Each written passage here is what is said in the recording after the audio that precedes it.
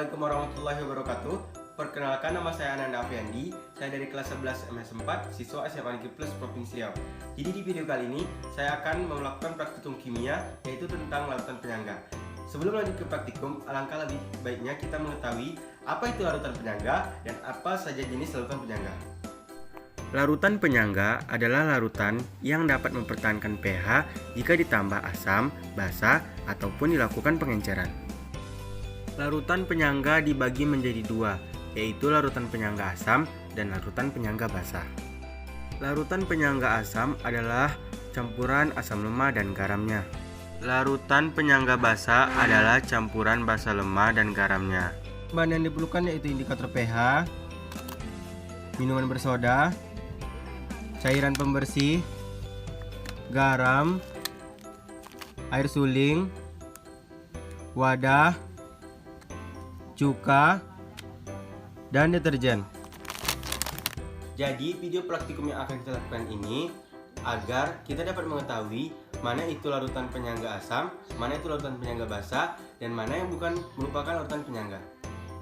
Pada video praktikum kali ini saya akan menggunakan 3 sampel.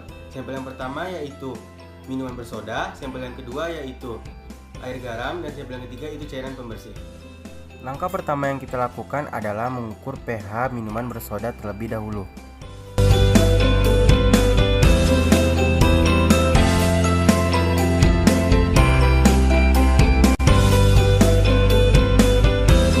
Kemudian campurkan minuman bersoda tersebut dengan deterjen dan lihatlah berapa pH-nya.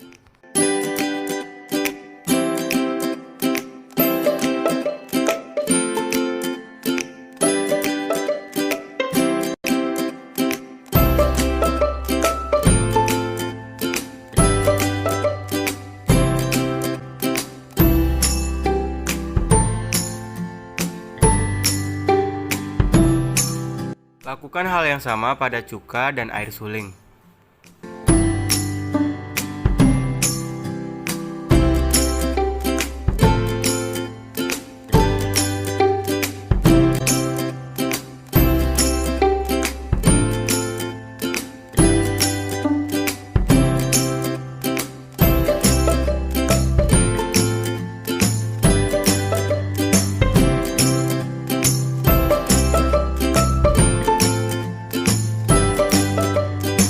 Lalu kita dapatkan data seperti ini.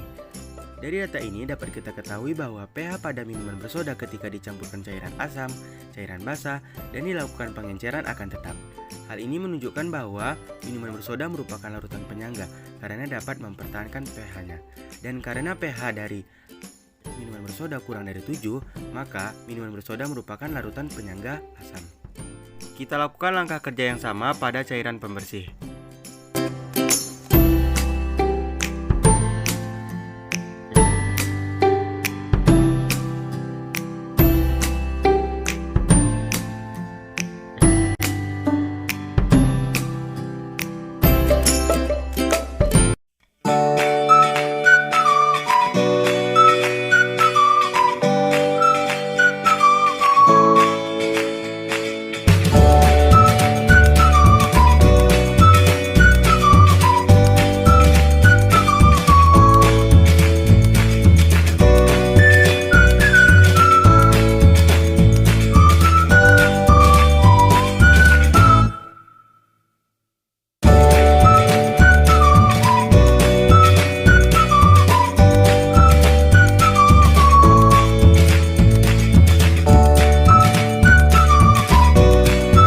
Kemudian kita dapatkan data seperti ini.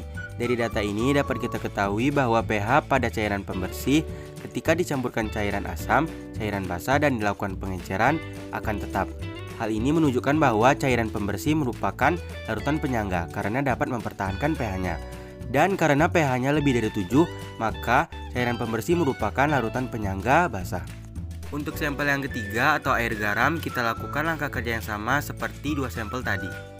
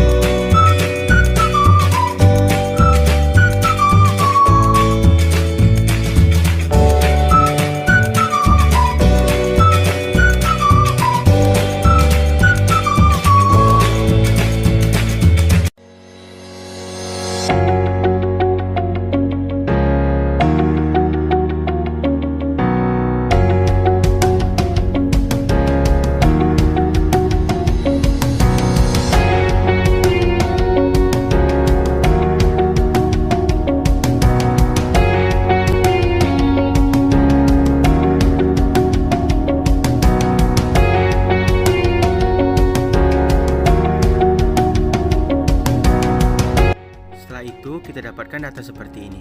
Dari data ini, dapat kita ketahui bahwa pH pada garam ketika dicampurkan cairan asam, cairan basah, dan dilakukan pengenceran itu tidak sama. Hal ini menunjukkan bahwa air garam bukan larutan penyangga, karena ia tidak dapat mempertahankan pH-nya.